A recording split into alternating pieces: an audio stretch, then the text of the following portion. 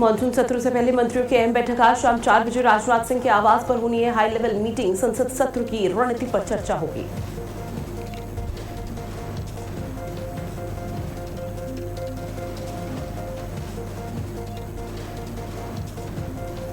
लखनऊ में आज होनहार युवाओं को मिलेगा सम्मान। सीएम योगी आदित्यनाथ करेंगे सम्मानित। आईटीआई से सफल युवाओं को किया जाएगा पुरस्कृत।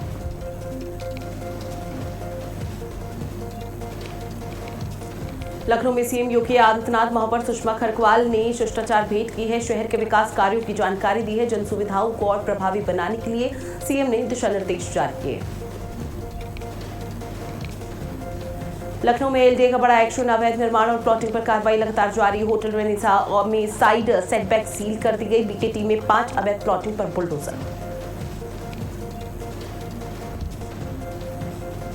और देश भर में बढ़ी मानसून की रफ्तार। मौसम विभाग ने जारी किया बारिश का अलर्ट। दिल्ली समेत 21 राज्यों में तेज हवा के साथ भारी बारिश की आशंका।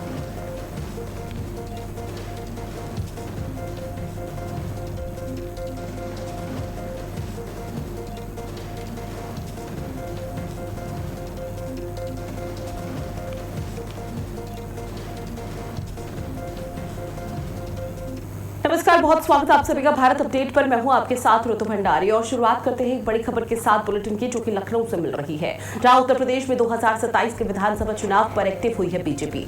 बड़ी खबर, 22 जुलाई को 403 सीटों पर बूथ सम्मेलन। सभी विधानसभाओं में एक साथ होगा बीजेपी का बूथ सम्मेलन।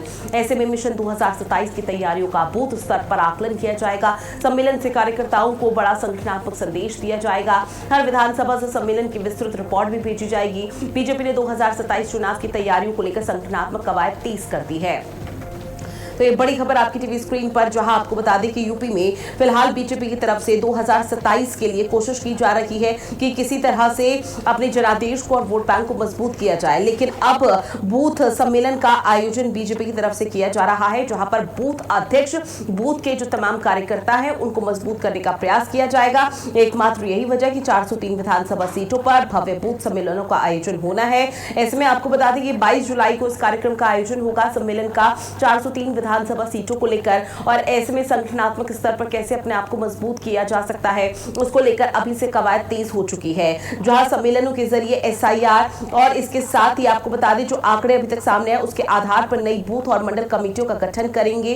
साथ ही माइक्रो मैनेजमेंट का प्रयास यहाँ पर किया जाएगा। चुनाव में हर मतदाता को व्यक्तिगत रूप से साधने और मतदान प्रतिशत बढ़ाने के लिए पुराने कार्यकर्ताओं और पन्ना प्रमुख को सक्रिय किया जा रहा है। प्रदेश महामंत्री दिलीप पटेल को इन सम्मेलनों का संयोजक बनाया गया है, जो अपनी भूमिका निभाते हुए नजर आएंगे। तो 2027 के विधानसभा चुनाव के लिए तैयारी इस वक्त युद्ध स्तर पर की जा रही है। क्षेत्रीय गतिविधि और तारीखों में छोटे बदलाव संभव हो सकते हैं, लेकिन अभी तक की जो मिली जानकारी है उसमें सीधे तौर पर कहा जा रहा है कि 22 जुलाई को यहां पर कार्यक्रम का आयोजन होना है। हर 403 हर विधानसभा सीट पर, जो 403 विधानसभा सीट है, वहां पर बूथ सम्मेलन का आयोजन किया जाएगा। जहां चुनावी भवन में उतरने से पहले बीजेपी संगठन को पारंगत बनाने में जुटी हुई है। इस बूथ मंत्र से बीजेपी ने 2014 की प्रचंड विजय दर्ज कराई थी, जहां उत्तर प्रदेश में लगातार दूसरी बार सत्ता में आई। अब पार्टी फिर वापस से उसी मूल मंत्र को अपना रही है नए सिरे से, जहां पर कोशिश ये है कि 2027 के विधानसभा चुनावों में फतेह हासिल की जा सके और किसी भी तरह की कोई ऐसी चूक ना हो जिसकी वजह से 2024 या 2012 में जो खामियाजा बीजेपी को हुआ था उत्तर प्रदेश में, वो एक बार फिर से 27 के चुनावों में देखने को मिल पाए। क्योंकि मिशन 2027 को लेकर 22 जुलाई को प्रदेश की सभी 403 विधानसभा सीटों पर आपको बताते चले कि मंथन होगा और कई ऐसे मुद्दे हैं जो प्राथमिकता के तौर पर उठाए जाएंगे। बूथ अध्यक्ष का नाम और बूथ संख्या यहाँ पर मोटे अक्षरों में लिखकर कुर्सी के ऊपर लगाकर एक बड़ा संदेश देने का प्रयास किया जाएगा कि संगठन को कैसे मजबूत करने का प्रयास किया जा रहा है। एक तरफ सत्ता तो दूसरी तरफ संगठन, और सत्ता संगठनों के बीच में तालमेल बना रहे, इसको लेकर राष्ट्रीय इकाई भी यहां पर जारी की गई है। प्रदेश अध्यक्ष पंकज चौधरी और प्रदेश संगठन महामंत्री धर्मपाल सिंह ने 11 जुलाई को पदाधिकारियों की बैठक में ये बड़ा फैसला लिया था कि सभी विधानसभाओं में एक ही दिन बूथ सम्मेलन होंगे। पहले सम्मेलन की तारीख 19 जुलाई तय थी, लेकिन इसको बढ़ाकर अब 22 जुलाई कर दिया गया, जहां प्रदेश महामंत्री दिलीप पटेल को संयोजक और प्रदेश मंत्री शिवभूषण सिंह और राहुल वाल्मीकि को सह संयोजक बनाया गया है। प्रदेश क्षेत्रीय और जिला स्तरीय पदाधिकारियों को पत्र भेजकर उन्हें 6 बिंदुओं पर तैयारी करने के लिए कहा गया, जहां बूथ सम्मेलन के लिए क्षेत्र और जिला स्तर पर महामंत्री और उपाध्यक्ष स्तर के पदाधिकारियों के संयोजक के तौर पर भूमिका निभाई जाएगी। और इसी खबर पर ज्यादा जानकारी के साथ रमन मेरे सहयोगी हमारे साथ लाइव बने हुए हैं। रमन, चूंकि देखिए सत्ता को मजबूत करने के साथ साथ संगठन के साथ भी बेहतर तालमेल बना रहे, इसको लेकर कवायद शुरू कर दी गई है। अब जो 22 जुलाई को बूथ सम्मेलन का आयोजन किया जाना है, उसको लेकर अभी से धरातल पर कितनी मजबूती और कितनी प्रमुखता के तहत तैयारी की जा रही है? बिल्कुल, आपको बता दें कि राष्ट्रीय अध्यक्ष नितिन नवीन के दौरे के बाद से लगातार से अब भारतीय जनता पार्टी 27 के मिशन में जुट चुकी है और उसके बाद में 2 बैठकें भी हो चुकी हैं। और जो बैठक हुई थी, उस बैठक में बूथ अध्यक्षों को सीधा जागरूक और उनको तेज बनाने की कवायद पर चर्चा हुई थी। और अब उसकी ये पहली वानगी है कि 22 जुलाई को 403 विधानसभा के सभी बूथों पर सम्मेलन होगा। और आपको ये बता दें कि बूथ सम्मेलनों में संदेश दिया जाएगा कि भारतीय जनता पार्टी उनकी अपनी पार्टी है, उनके लिए काम करती है और कार्यकर्ताओं की पार्टी है। आपको ये भी बता दें कि ये सम्मेलन इसलिए भी खास हो गया है कि पहली बार किसी बूथ सम्मेलन की जो रिपोर्ट है वो नेशनल लीडरशिप यानी कि राष्ट्रीय अध्यक्ष के पास सौंपी जाएगी, जो कि बहुत खास है। और बूथ अध्यक्षों को भी सीधा सम्मान, जो सबसे अच्छा सम्मेलन कराएगा उसे सम्मानित भी किया जा सकता है। आपको ये बता दें कि लगातार भारतीय जनता पार्टी इस समय जो 2024 के लोकसभा चुनाव में जो कार्यकर्ता उनका नीरस हो गया था, जो उनका समर्थक जो ये समझ गया था कि अरे भाजपा जीत जाएगी, उनको एक बार मोटिवेट करने के लिए, पुशअप करने के लिए ऐसे सम्मेलन कराना शुरू कर दिया है ताकि वो लोग अपनी ताकत समझें, यूनाइट हो और 2027 के मिशन में अभी से लग जाएं। रमन, क्या ये मानकर चला जाए कि जो बूथ स्तर के कार्यकर्ता हैं उनमें जीत का मूल मंत्र और जो उनका कॉन्फिडेंस है उसे बूस्ट करने का प्रयास किया जाएगा, ताकि 2012 और 2024 के लोकसभा चुनाव में जो यहाँ पर खामी रह गई थी, जो कमियां रही थी, जिसकी वजह से बीजेपी को बहुत बड़ा नुकसान उत्तर प्रदेश में हुआ था, वो 2027 के विधानसभा चुनाव में न होने पाए? बिल्कुल, आपको बता दें क्योंकि भाजपा का ये मूल मंत्र माना जाता है, राष्ट्रीय अध्यक्ष कोई भी हो पिछले 10 साल से, कि कार्यकर्ता ही सबसे मजबूत जो नेता माना जाता है। नेता हमेशा अपने भाषण, चाहे प्रधानमंत्री नरेंद्र मोदी हो, गृह मंत्री अमित शाह जो पहले राष्ट्रीय अध्यक्ष रहे, ये हमेशा मंच पे कहते हैं कि अगर हमारे यहाँ कोई सबसे बड़ा पद है तो कार्यकर्ता का पद है और बाकी जो दायित्व है वो बदलते रहते हैं। ऐसे में कार्यकर्ताओं को बूस्ट करने के लिए 24 में जो डाउन हो गए थे, नीरस हो गए थे, आपसी गुटबाजी में जो पीछे उन्होंने अपने पैर खींच लिए थे, हालांकि वोट दिया था समर्थक से, लेकिन उस तरीके से मजबूत नहीं हुए थे और बूथ अध्यक्ष भी बहुत ज्यादा सक्रिय नहीं हो पाए थे, कई जगह पर ऐसा था। लेकिन अब बूथ अध्यक्षों को बूस्टअप करने के लिए भारतीय जनता पार्टी रणनीति तैयार की है। नितिन नवीन ने भी बैठक में इन्हीं सब चीजों को लेकर चर्चा की थी और उसके बाद से अब 22 जुलाई को एक हिसाब भाजपा का पहला जो इसको कह सकते हैं नेट प्रैक्टिस कर सकते हैं कि नेट प्रैक्टिस शुरू कर दी है 2027 विधानसभा चुनाव को लेकर। और देखिए 403 विधानसभा सीटों को लेकर यहाँ पर लगातार कहा जा रहा है कि बूथ सम्मेलन का आयोजन होगा और 403 अगर सीटों पर यहाँ पर सम्मेलन का आयोजन होता है तो निश्चित तौर पर पदाधिकारियों को हर जिले की जिम्मेदारी यहाँ पर दी होगी, जनप्रतिनिधियों को जिम्मेदारी दी होगी। लेकिन ओवरऑल यहाँ पर समझा जाए तो किसको, कौन सा ऐसे दिग्गज का नाम सामने आ रहा है जिसको सबसे बड़ी जिम्मेदारी दी गई है, जो कार्यकर्ताओं से भी एकाएक बातें करेगा और इसके साथ ही पदाधिकारियों के साथ भी 1-on-1 चर्चा होगी किस तरह से बूथ सम्मेलन को आगे बढ़ाना है? इस अभियान की जिम्मेदारी मुख्य रूप से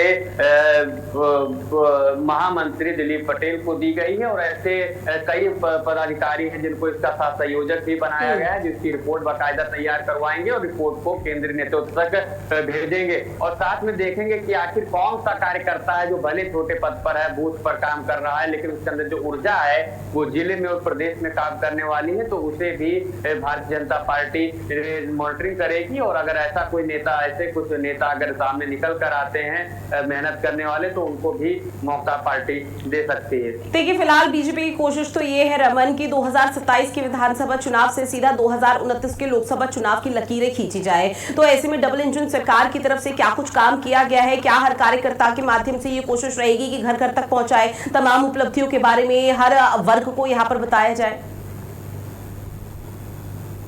बिल्कुल, आपको बता दें कि लगातार भारतीय जनता पार्टी में जो पदाधिकारी होते हैं उनको यही अभियान होता है कि जो योजनाएं हैं उनको घर घर तक पहुंचाएं, लोगों के बीच बताएं, और लगातार भाजपा के जो नेता हैं, कार्यकर्ता हैं, इस काम को बखूबी करते भी हैं। हालांकि कई बार कमियां हो जाती है, लेकिन इस बार 27 में कोई भी योजना बचे ना, कोई भी जो लक्ष्य 27 का है, 27 में कई ऐसी योजनाएं होंगी जिसको लागू करने के लिए। ठीक है रमन, अब आने वाले समय में किस तरह की रीति नीति यहाँ पर तैयार की जाती है सम्मेलन के माध्यम से, वो देखना बेहद दिलचस्प रहने वाला है। बहरहाल जानकारी साझा की उसके लिए बहुत शुक्रिया आपका। इस बीच एक बड़ी खबर का रुख करते हैं जो कि राजधानी लखनऊ से मिल रही है, जहां केजीएमयू के छात्रावास मेस में नॉनवेज पर रोक। सभी छात्रावासों की मेस पर नॉनवेज पर रोक लगा दी गई है। आपको बता दें कि मेस में मांसाहारी भोजन पकाने और परोसने पर प्रतिबंध। राज्यपाल की टिप्पणी के बाद केजीएमयू प्रशासन का ये बड़ा फैसला है, जहां पर लखनऊ से बड़ी खबर सामने आ रही है। सभी छात्रावास यानी कि हॉस्टलों की मेस में नॉनवेज पर फिलहाल पूरी तरह से पाबंदी लगा दी गई है, रोक लगा दी गई है। मेस में मांसाहारी भोजन यानी कि नॉनवेज नहीं पकाया जाएगा और ना ही परोसा जाएगा और ना ही कोई बाहर से अपने हॉस्टल में लेकर आ सकता है, प्रतिबंध लगा दिया गया। राज्यपाल आनंदीबेन पटेल की टिप्पणी के बाद केजीएमयू प्रशासन का यह बड़ा फैसला है, जिसको लेकर आधिकारिक तौर पर एक यहां पर नोटिस भी जारी किया गया, जिसमें जानकारी दी गई है कि अगर कोई यहां पर नॉनवेज पकाता है, नॉनवेज लाता है हॉस्टल की मेस में भी या हॉस्टल के रूम्स में भी, तो उस पर सख्त कानूनी कार्रवाई की जाएगी और उसको शायद हॉस्टल से बाहर का रास्ता दिखाया जा सकता है। तो देखिए, राज्यपाल आनंदीबेन पटेल की तरफ से ये जो आदेश है वो जारी किया गया था, जिसके बाद अब प्रशासनिक अमले ने यहाँ पर एक बड़ा कदम उठाया, बड़ा फैसला लिया है। और प्रशासन का ये बड़ा फैसला है कि हॉस्टल के जो मेस है वहां पर कोई भी नॉनवेज ना तो पकाएगा, ना ही लाएगा और ना ही किसी को परोसा जाएगा। यानी कि नॉनवेज पर पूरी तरह से पाबंदी लगा दी गई है और उसको लेकर बाकायदा ये सूचना भी जारी की गई है, जिसमें राज्यपाल की तरफ से बताया गया कि अगर कोई लेकर आता है तो उस पर किस तरह से यहाँ पर कार्रवाई की जा सकती है। उस हॉस्टल के बाहर का रास्ता भी इस दौरान दिखाया जा सकता है। तो बड़ी खबर आपकी टीवी स्क्रीन पर लगातार साझा कर रही है।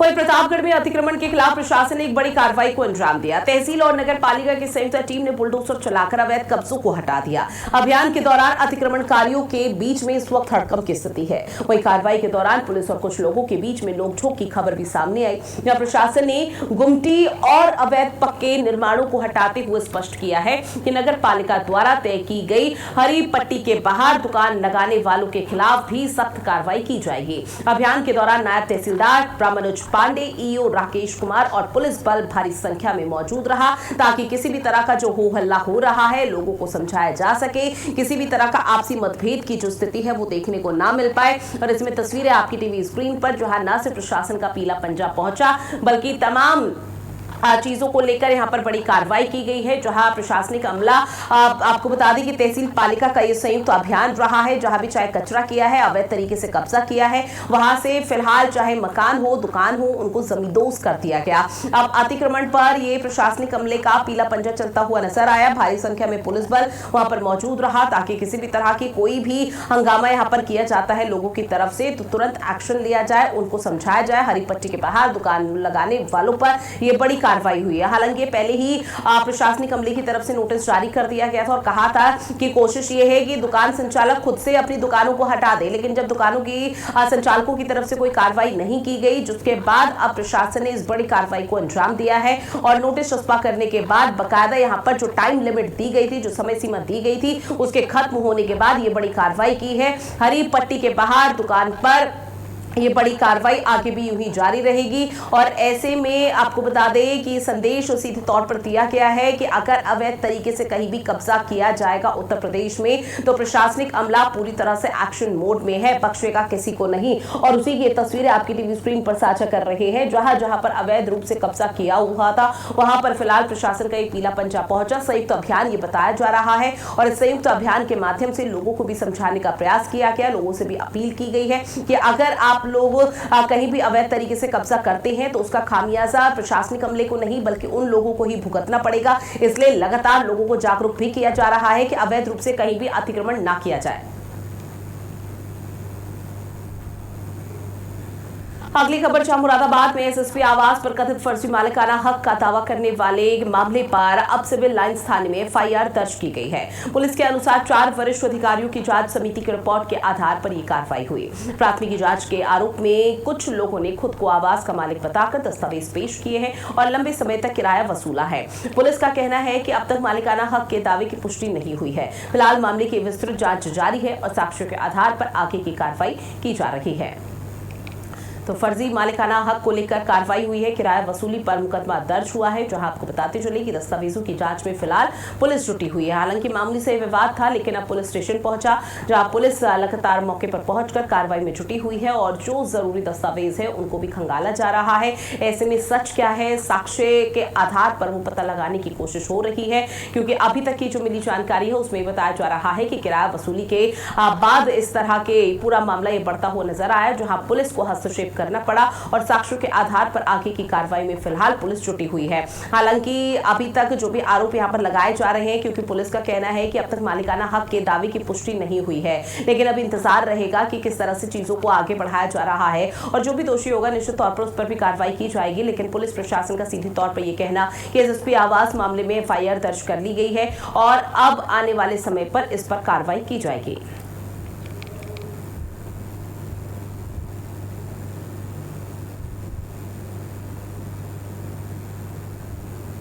इन लोगों ने जो एसएसपी आवास है उसको अपना बताते हुए कुछ ऐसे दस्तावेज उन्होंने पेश किए और उसके आधार पे इन लोगों ने लगातार काफ़ी मात्रा में किराए का धन वसूल किया और उसके बाद इन लोगों ने संभवतः कुछ जो आवास मिलकर से कम्पोजिशन वगैरह भी लिया है।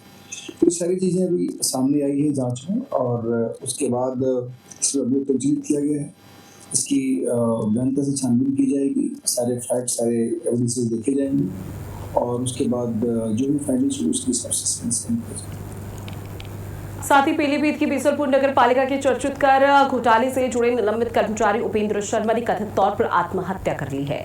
उनका शव कमरे में फंदे से लटका हुआ मिला। जहां मौके से मिले सुसाइड नोट में नगर पालिका अध्यक्ष के पति और बीजेपी नेता अमन जायसवाल और ईओ शमशेर सिंह पर प्रताड़ना और वसूली के गंभीर आरोप लगाए गए हैं। आपको बताते चले कि मामले की गंभीरता से लेते हुए जिला अधिकारी ज्ञानेंद्र सिंह ने 3 सदस्यीय जांच समिति का गठन किया है। प्रशासन का कहना है कि जांच रिपोर्ट के आधार पर आगे की कार्रवाई की जाएगी। तो ये तस्वीर आपकी टीवी स्क्रीन पर जहां परिजनों का इस वक्त रो रो कर बुरा हाल है। सूचना मिलते ही पुलिस भी मौके पर पहुंची हुई है और लगातार कार्रवाई कर रही है। हालांकि अभी आधिकारिक तौर पर इस चीज की पुष्टि नहीं हो पाई है कि वहां पर कोई सुसाइड नोट बरामद हुआ या नहीं हुआ, लेकिन चीजें जो अभी तक सामने आ रही है उसके आधार पर कहा जा रहा है कि फिलहाल कुछ लोगों पर गंभीर आरोप लगाए गए हैं और ऐसे में उसमें बीजेपी का नेता भी शामिल है। लेकिन अब इस पूरे मामले पर किस तरह से कार्रवाई की जाती है उसका इंतजार है, क्योंकि पीलीभीत के बीसलपुर का ये पूरा मामला जहां पालिका के चर्चित कर घोटाले से जुड़ा हुआ ये मामला है, जहां पर निलंबित कर्मचारी है उपेंद्र शर्मा, कथित तौर पर उन्होंने आत्महत्या कर ली है। उनका शव आपको बता दें कि कमरे में फंदे से लटका हुआ मिला। जहां मौके से जो सुसाइड नोट भी मिला है उसमें नगर पालिका अध्यक्ष के पति और बीजेपी के नेता अमन जायसवाल और ईओ शमशेर सिंह पर प्रताड़ना और वसूली के कई गंभीर आरोप मढ़े गए हैं। मामले की गंभीरता को देखते हुए अब जिला अधिकारी मौके पर पहुंचे, जहां पर जिला अधिकारी ज्ञानेंद्र सिंह ने फिलहाल 3 सदस्यीय जांच समिति का गठन किया है। साथ ही कहना है उनका कि जांच रिपोर्ट के आधार पर ही आगे की कार्रवाई की जाएगी और जांच रिपोर्ट की जा रही है। कुछ सबूतों को खंगाला जा रहा है जिनके नाम यहां पर मेंशन किए गए हैं, चाहे वो पालिका के अध्यक्ष से जुड़ा हो या फिर इसके साथ ही बीजेपी का नेता हो। अब उनसे पूछताछ यहां पर की जाएगी, किस तरह से प्रताड़ित किया जाता था, क्या कुछ पूरा मसला था, क्योंकि कर से जुड़ा हुआ यानी टैक्स से जुड़ा हुआ ये पूरा मामला है और ऐसे में वसूली की बात यहां पर कही जा रही है। लेकिन इस वक्त परिजनों का रो रो कर बुरा हाल है।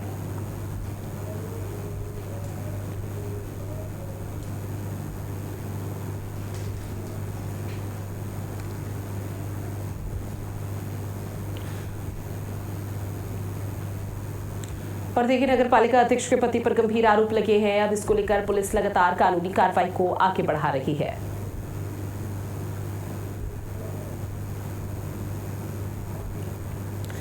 और चलिए अब सीधा आपको राजधानी लखनऊ के लिए चलते हैं, जहां एक खास कार्यक्रम में सीएम योगी आदित्यनाथ की मौजूदगी है और तस्वीर भी आप तक साझा कर रही है। सीएम योगी आदित्यनाथ कार्यक्रम में पहुंचे हुए हैं, लेकिन उससे पहले जो प्रदर्शनी, जो स्टॉल्स लगाए गए हैं विश्व युवा कौशल दिवस पर आयोजित कार्यक्रम के दौरान, उनको एक एक करके सीएम योगी आदित्यनाथ की तरफ से देखा जा रहा है। बाकायदा जानकारी ली जा रही है किस तरह से उस मॉडल को तैयार किया गया है, उस मॉडल के माध्यम से क्या मैसेज देने का प्रयास किया जा रहा है। अब जो स्टॉल यहाँ पर तमाम कर्मियों की तरफ से लगाए गए हैं, उनसे भी बातचीत सीएम योगी आदित्यनाथ करते हुए नजर आ रहे हैं। तो विश्व युवा कौशल दिवस पर कार्यक्रम का आयोजन सीएम योगी आदित्यनाथ को आप देख रहे हैं, जहां पर पहले से ही यहां पर तैयारी की गई थी। और चूंकि सीएम योगी आदित्यनाथ यहां पर पहुंचे हुए हैं, तो निश्चित तौर पर जो स्टॉल यहां पर लगाए गए हैं, जो कर्मी यहां पर मौजूद हैं, जिनकी तरफ से स्टॉल लगाया गया, उनको बारीकी से, उनसे न सिर्फ बातचीत यहां पर सीएम योगी आदित्यनाथ की तरफ से की जा रही है, बल्कि एक एक करके सभी चीजों को परखा जा रहा है। अब स्टॉल्स का निरीक्षण करने के बाद सीएम योगी आदित्यनाथ धीरे धीरे आगे बढ़ते हुए मंच की तरफ जाते हुए नजर आ रहे हैं। लखनऊ से सीधी तस्वीरें आपकी टीवी स्क्रीन पर।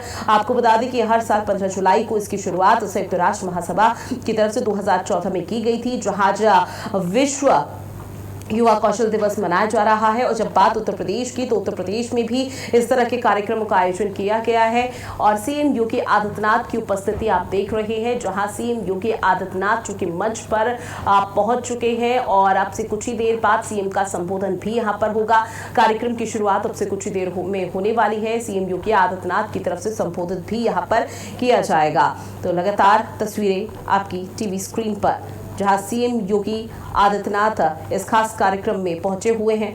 आपको बता दें, कौशल सारथी, कौशल सेतु पोर्टल का शुभारंभ भी योगी आदित्यनाथ की तरफ से इसी मंच के माध्यम से किया जाएगा, जहां इस दौरान कौशल सारथी, कौशल सेतु डिजिटल प्लेटफॉर्म लॉन्च जब सीएम योगी आदित्यनाथ करेंगे, तो उसके साथ ही कौशल विकास मिशन और ITI से प्रशिक्षण लेकर आत्मनिर्भर बने 400 युवाओं को सम्मानित भी सीएम की तरफ से किया जाना है। कार्यक्रम में प्रदेश के ITI प्रशिक्षण संस्थान और प्रशिक्षार्थियों द्वारा तैयार आधुनिक तकनीक, नवाचार और कौशल आधारित उत्पादों की प्रदर्शनी लगाई गई थी, जिसको सीएम योगी आदित्यनाथ ने एक एक करके देखा, जहां मुख्यमंत्री योगी आदित्यनाथ प्रदर्शनी का अवलोकन करते हुए नजर आए और प्रशिक्षार्थियों से संवाद कर उनके नवाचार और अनुभवों की जानकारी भी लेती।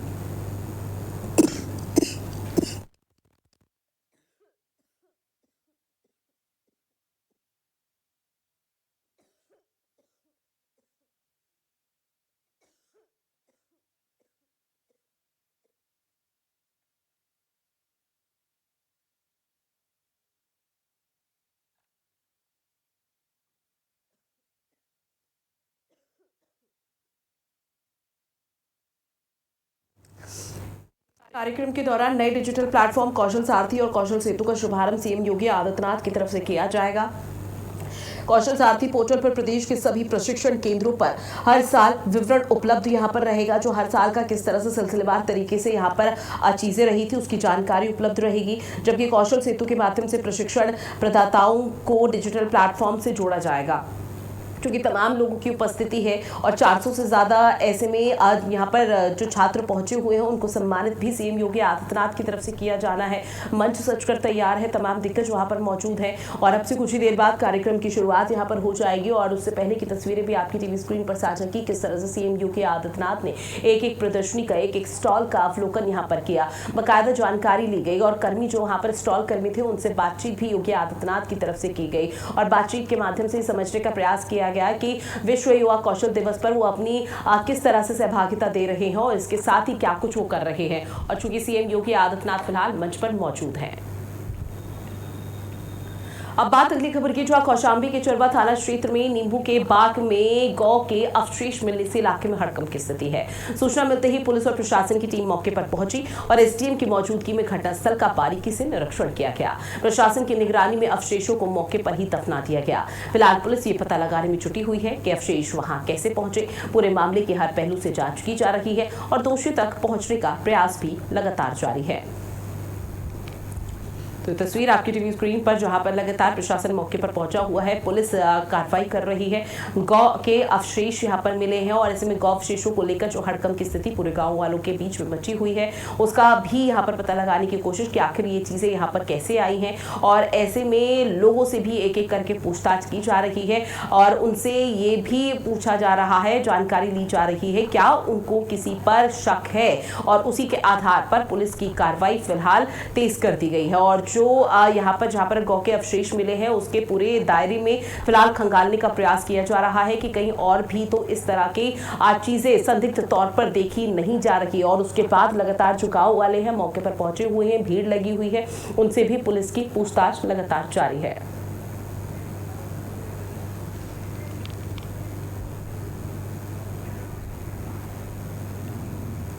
साथ ही अम्बेडकर नगर में एक महिला ने अपने पति को दूसरी महिला के साथ पकड़ लिया। आरोप है कि इसके बाद पत्नी और बेटी ने दोनों की जमकर पिटाई कर दी, जिससे मौके पर अफरा तफरी का माहौल बना। सूचना पर पहुंची पुलिस ने स्थिति को नियंत्रित करते हुए सभी संबंधित लोगों को पूछताछ के लिए कोतवाली ले गई। फिलहाल पुलिस पूरे मामले की जांच कर रही है। अधिकारियों का कहना कि किसी पक्ष की ओर से तहरीर मिलने पर आगे की कानूनी कार्रवाई की जाएगी। तो तस्वीर आपकी टीवी स्क्रीन पर देख रहे हैं, जो हाई वोल्टेज ड्रामा देखने को मिला है। ऐसे में अपने पति को उसकी प्रेमिका के साथ जब पकड़ा तो माँ बेटी ने जमकर न सिर्फ प्रेमिका की पिटाई की बल्कि पति पर भी लाठी डंडों से हमला किया गया। साथ ही मुरादाबाद के कटघर थाना क्षेत्र में एक विवाहिता की संदिग्ध परिस्थितियों में मौत का मामला सामने आया है, जहां मृतका के मायके पक्ष ने ससुराल वालों पर दहेज के लिए प्रताड़ित करने और जहर देकर हत्या करने का गंभीर आरोप लगाया। पुलिस ने शव को पोस्टमार्टम के लिए भेजकर मामले की जांच फिलहाल शुरू कर दी है।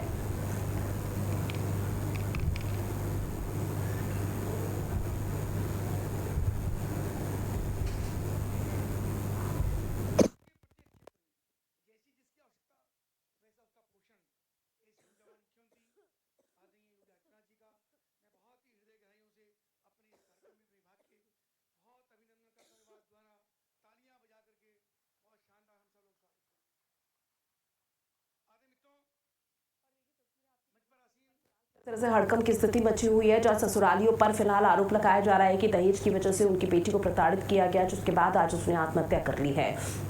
हालांकि सूचना मिलते ही पुलिस मौके पर पहुंची, लगातार कार्रवाई कर रही है, लेकिन मुख्य वजह क्या है अभी ये स्पष्ट नहीं हो पाई। और चलिए, तमाम खबरों के साथ बुलेटिन में इतना ही। आप बने रहिएगा भारत अपडेट के साथ। नमस्कार।